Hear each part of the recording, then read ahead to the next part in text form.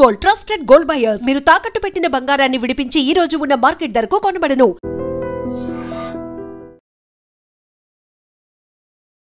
ఎంత భారీ budget movie అయినా కొన్ని గంటల్లోనే హెచ్డి ప్రింట్తో పైరసీ చేసి కొన్ని వెబ్సైట్లో పోస్ట్ చేయటం ఐబొమ్మ చేసిన నిర్వాకం. ఇప్పటికే హైదరాబాద్ పోలీసులు ఐబొమ్మపై పూర్తి స్థాయిలో ఫోకస్ పెట్టారు. అనేక మంది నిర్మాతలు కూడా ఇచ్చినటువంటి కంప్లైంట్ ఆధారం చేసుకుని గత 6 నెలలుగా సెర్చ్ చేసినటువంటి పోలీసులకు ఎట్టకేలకు విదేశాల నుంచి వచ్చినటువంటి ఇమంది రవి ఐబొమ్మ నిర్వాహకుడిని అదుపులోనికి తీసుకోవడం జరిగింది. ఆ తర్వాత అతన్ని అదుపులోనికి తీసుకున్న తర్వాత విచారణలో ఆయన వెనకాతలో ఉన్నటువంటి ఇంకా ఎంతమంది గ్యాంగ్ దీనికోసం పనిచేస్తున్నారు ఇవన్నీ కూడా విచారణలో కొనసాగుతున్నాయి. అయితే ఈ ఐబొమ్మ నిర్వాహకుడైనటువంటి ఇమ్మంది రవి విశాఖపట్నానికి చెందినటువంటి వ్యక్తి. ప్రస్తుతానికి వాళ్ళ నాన్నగారు ఇమ్మంది చిన్నప్పారావు గారు మనతో పాటు ఉన్నారు. ఆయన తన కొడుకు గురించి ఏం చెప్తారు, అసలు అతని ఎడ్యుకేషన్ బ్యాక్గ్రౌండ్ ఏంటి, తను ఎందుకు ఈ టెక్నికల్గా రావడం జరిగింది, ఎక్కడి నుంచి ఇప్పటికే తన్ని ఇన్వెస్టిగేషన్ చేసినటువంటి పోలీసులకు కరేబియన్ దీవుల నుంచి తను ఐబొమ్మని మొత్తం నిర్వహణ కొనసాగిస్తున్నట్టు పెద్ద టీమే ఉన్నట్టు పోలీసులు అయితే గుర్తించారు. బట్ ప్రజెంట్ రవి వాళ్ళ నాన్నగారు మనతో పాటు ఉన్నారు. ఆయనతో ఒకసారి మాట్లాడదాం. నమస్తే సార్. సార్ మీరేం చేస్తూ ఉంటారు? నేను రిటైర్ అయిపోయానమ్మా. ఓకే, ఎక్కడండి ఎంప్లాయ్? బిఎస్ఎన్ఎల్. ఓకే, సో ఎంతమంది పిల్లలు మీకు? ఇద్దరమ్మా, ఓ బాబు పాప. ఇప్పుడు బాబు ఏం చదివాడు? డిగ్రీ వరకు చదివించానండి. పిల్లలిద్దరిని డిగ్రీ వరకు చదివించాను. ఓకే, ఇప్పుడు జాబ్ కోసమని ఎక్కడికైనా వెళ్ళాడా, లేకపోతే ఏంటి ఈ ఐబొమ్మ అనేది మీకు తెలుసా? మీ బాబు గురించి ఇంత పెద్ద చర్చ అవన్నీ తెలియదండి. ఈ రోజు ఉదయమే తెలిసింది నాకు. మా వాళ్ళు పేపర్లో చూసారట, టీవీలో చూసారట. వాళ్ళు మా వాళ్ళు అందరూ ఫోన్ చేసి నాకు చెప్తేనే కానీ నాకు తెలియదు. ఆ తర్వాత చూస్తే యూట్యూబ్లో వాటిలో చూస్తే వస్తున్నాయి. ఏంటి కర్మ మనకి అనుకున్నాను. ఆ తర్వాత ఇప్పుడు సాయంత్రం అందరూ న్యూస్ ఛానల్ వాళ్ళు అందరూ వచ్చారు. వాళ్ళు అడిగిన దానికి ఏదో మన సమాధానం చెప్పాం. మనకు తెలిసింది వాళ్ళు ఏదో అడిగారు, మనకు తెలిసింది మనం చెప్పాం అంతే. అంటే తను జాబ్ పర్పస్కి ఊరు వెళ్ళాడా, లేకపోతే ఇక్కడ ఉండే మీకు దగ్గర? లేదండి, జాబ్ ఏం గవర్నమెంట్ జాబ్ ఏం కాదు, ప్రైవేట్గా ఏదో వర్క్ నేర్చుకుంటూ వాళ్ళ ఫ్రెండ్స్ని ఎవరినో పట్టుకొని ఏదో వర్క్ నేర్చుకుంటూ మేము మా కొన్ని కుటుంబంలో కొన్ని సమస్యలు వచ్చాయి. సమస్యల వల్ల కొంచెం విడిపోయాము మనుషులు. ఆడ ఒక్కడు ఉండిపోయాడు, ఆకలితో కొన్నాళ్ళు ఉన్నాడు. మరి ఆడ ఉండలేక ఏదో పని చేసుకుందని వెళ్ళిపోయి ఏదో వర్క్ చేసుకొని కొన్నాళ్ళ పాటు అంతా అక్కడ కూడా ఆకలితో ఉండి వర్క్ నేర్చుకొని ఆడు కష్టపడి స్వయంగా బయటికి వచ్చాడు. మీరు బిఎస్ఎన్ఎల్లో రిటైర్డ్ ఎంప్లాయీ, అంత కొంత అది గవర్నమెంట్ జాబే. బాబు డిగ్రీ వరకు చదివించారు. అంత ఆకలితో ఉండాల్సినటువంటి పరిస్థితులు ఏమొచ్చాయి? నేను లేనండి ఇంటికాడ, నేను లేను. నాకు చెప్పుతాను కదా ఇంట్లో సమస్యలు వచ్చాయని, నేను వేరే వెళ్ళిపోయాను. నేను ఆ ఇల్లు అద్దెకి ఇచ్చామమ్మా. అద్దెకి ఇచ్చి ఇంకో దగ్గరికి వెళ్ళిపోయాము. మళ్ళీ ఆ తర్వాత మళ్ళీ ఇక్కడికే వచ్చాము. తర్వాత నేను నా మటుకు నేను మీతో కలిసి ఉండను అని వేరే వెళ్ళిపోయాను. వేరే వెళ్ళిపోతే ఇంకా అందరూ ఎవరి మట్టుకు విడివిడిగా అయిపోయాం. నలుగురు అయిపోయేసరికి ఆడు మనసు తిరిగి ఆడు ఆకలితో ఎన్నాళ్ళు ఉంటాడు. ఆడేదో ఆడి దారి ఏదో ఎత్తుక్కున్నాడు. ఆకలితో ఉండడం అంటే అనేక పనులు చేసుకొని బ్రతకొచ్చు, జీతం వస్తుంది, అవన్నీ మరి మనం ఉండి కష్టపడలేడు, కూలి చేసుకోలేడు, చదువుకున్నాడు కదా కుర్రాడు. మరి మనమా ఉద్యోగాలు ఇప్పించలేము. మా డిపార్ట్మెంట్లో చనిపోయిన వాళ్ళకి ఇచ్చారు, అప్పుడు ఆ చనిపోయినా ఇవ్వటం లేదు. ఇలాంటి సమస్యలు ఉన్నాయి. అడిగి ఎన్నాళ్ళు అయింది మీ కుటుంబంలో వచ్చిన విభేదాల కారణంగా మీ అబ్బాయి ఎప్పుడు ఎక్కడికి వెళ్ళిపోయాడు? 15 సంవత్సరాల కింద వెళ్ళిపోయాడు. 15 సంవత్సరాలు హైదరాబాద్లో స్థిరపడడానికి వెళ్ళిపోయాను అని చెప్పాడు. ఈ 15 నెలల్లో మీతో రోజు ఫోన్లో మాట్లాడడం? రోజు లేదండి, రోజు లేదు. ఎప్పుడో మనకు అవసరం వస్తే ఆడికి ఫోన్ చేస్తాను, ఆడికి అవసరం అయితే నాకు ఫోన్ చేస్తాను.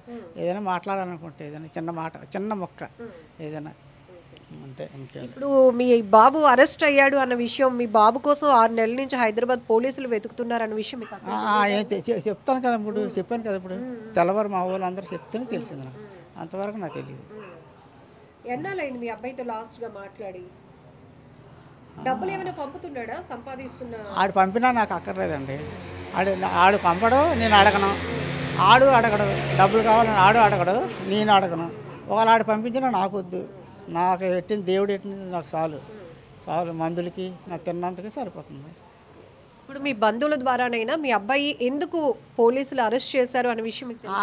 వాళ్ళు వార్తల ఛానల్ మీనట్టు ఛానల్స్ ఉంటాయి కదా, ఏ చూసి వాళ్ళు చెప్పారు నాకు అంతే. అంటే తెలుసుకోవాలి కదా, మా తెలుసుకోవాలి. అబ్బాయి డిగ్రీ చదివించాను 15 ఏళ్ల క్రితం హైదరాబాద్ వెళ్ళిపోయాను, వాడు ఏం చేశాడని అరెస్ట్ చేశారు అనే విషయం ఏమీ తెలియదు నాకు. వాళ్ళు చెప్పిన తర్వాత ఈ న్యూస్లో ఒకటి వస్తుంది బయటికి, అంతవరకు మనకేమీ తెలియదు.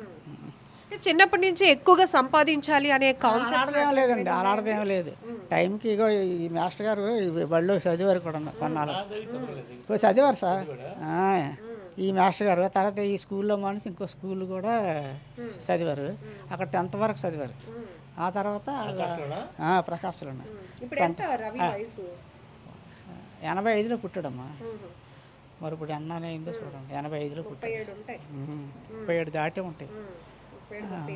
పెళ్ళి అయితే అమ్మాయి నేను చూసిన పిల్లకి పెళ్ళికి ఆడికి నచ్చలేదు, ఆడు పిల్లని చూసుకున్నాడు. సరే అయితే నువ్వు నచ్చిన పిల్లని చేస్తాను అనేసి మా పెద్దలు, మా మామయ్యలు, మేనత్తలు, మా అన్నయ్య, మా వదినలు వీళ్ళందరం తీసుకుని వెళ్ళాము.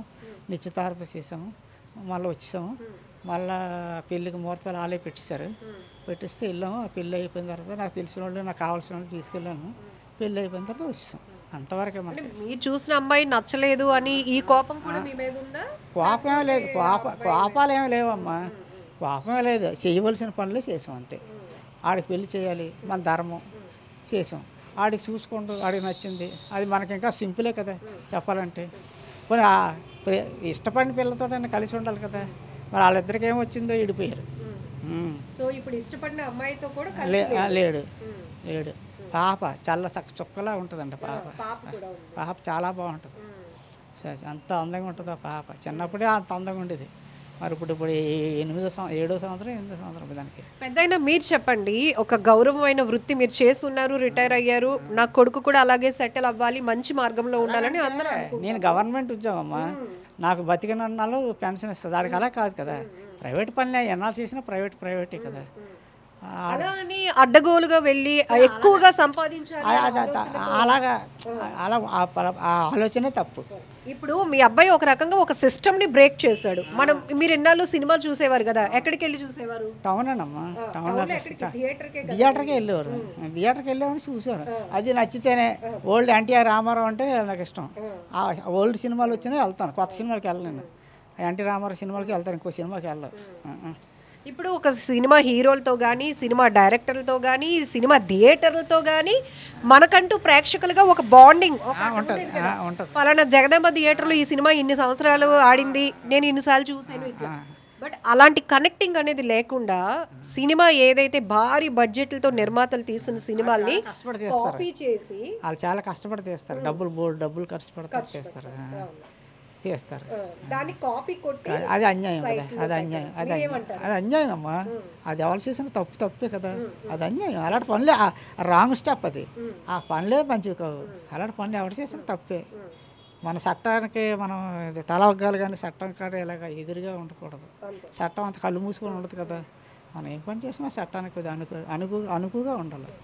అబ్బాయి రవి సమర్థించుకునే మాటల్లో పేదవాళ్ళు థియేటర్ వరకు వెళ్ళలేకపోతున్నారు, అంతమంది వెళ్ళినా కూడా టికెట్లు కొని పెట్టుకోలేకపోతున్నారు, కాబట్టి నేను ఇలా కాపీలు చేసి పైరసీలతో.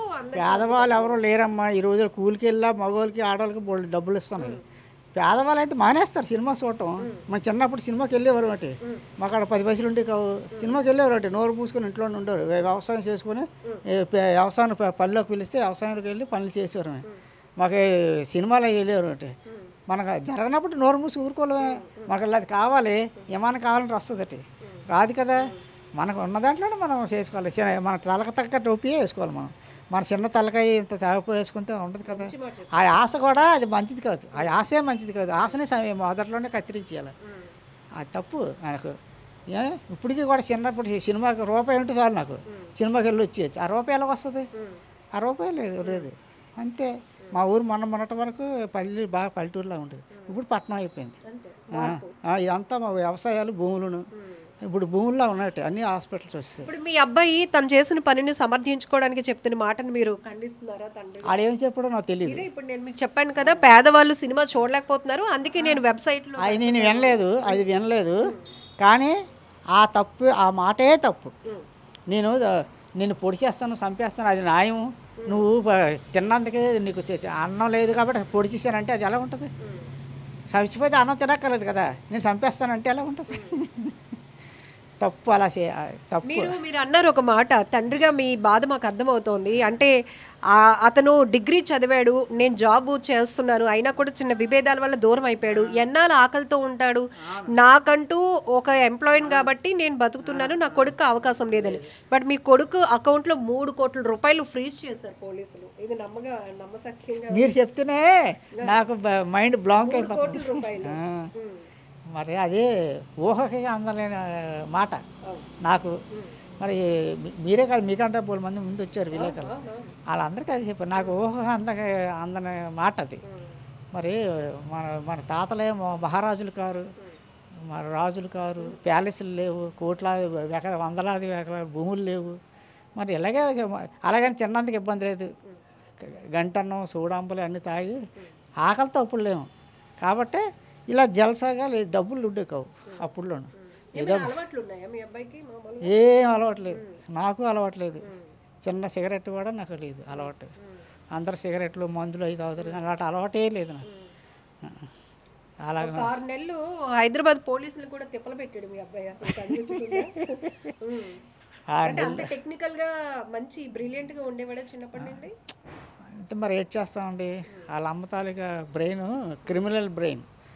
వాళ్ళ అమ్మది జీన్స్ వస్తాయి కదా, ఆ జీన్స్ అడిగి వచ్చినట్టు ఉంది. ఎందుకంటే మా వంశంలో అంత కిలాడీలు ఎవరు లేరు. మా నాన్న గురించి వీళ్ళు తెలిసి కొంతమంది ఇక్కడ వీళ్ళు కూడా ఉంటారు. సాత్వికంగా ఉంటాం, మా పని ఏదో మనం చూసుకుంటాం. మా ఇంట్లో ఉన్నామో లేదో తెలియదు ఎవరికనే.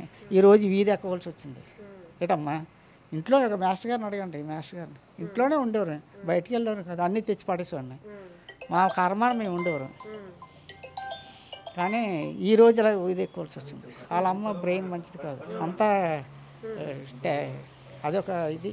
అందుకే విడిపోయాం మా ఆవిడ నేను. అంటే ఆమె ఆలోచన అట్లా అంత మా ఆలోచన అలా ఉంటుంది. అంత వ్యతిరేకమైన పనులు. జుత్తుకేస్తే వాళ్ళకి మెడకేస్తే జుత్తుకి. కూరని తిండి కూరని బట్ట ఇట్టానమ్మ నేను. అయినా సరే ఆవిడ డ్యూటీకి వెళ్తుంటే తలుపులు తాళాలు వేసేది, డ్యూటీ నుంచి వచ్చేసింది తలుపులు తాళాలు వేసేది. ఇవన్నీ పెద్ద మనుషులు చెప్పాను. ఎవరైనా అలా చేస్తారా? నిన్ను ఎక్కడంటే దూరంగా అడవుల్లోకి ట్రాన్స్ఫర్ చేసేస్తే బాగుండు, మళ్ళీ ఎక్కడే వచ్చావు ట్రాన్స్ఫర్ అయ్యి అని అలాగోలని అంటారు. ఇలాంటి బాధలన్నీ రకరకాల బాధలు, చాలా బాధలు పెట్టింది. అవన్నీ చెప్పాను మా వాళ్ళకి. నిజంగా ప్రస్తుతం ఉన్నటువంటి సమాజం దేనికి ప్రయారిటీ ఇస్తుంది? ఆర్థిక సంబంధాల చుట్టూ మాత్రమే తిరుగుతుంది. మళ్ళీ ఎన్నికలంగానే చాలా విరక్తి కలుగుతాను. మంచి అనిపిస్తుంది కదా, లేడీస్ కూడా ఛాలెంజింగ్ జాబ్స్ చేసినప్పుడు చాలా బాగుంటది. ట్రాఫిక్ అసిస్టెంట్స్ గా నియమించిన ట్రాన్స్జెండర్స్ అందరితో సాల్యూట్ చేయించుకుంటున్నారు. ఫుడ్ డెలివరీ ఇవ్వటానికి వెళ్ళినటువంటి డెలివరీ బాయ్ అనిల్ పై కళ్ళ ముందు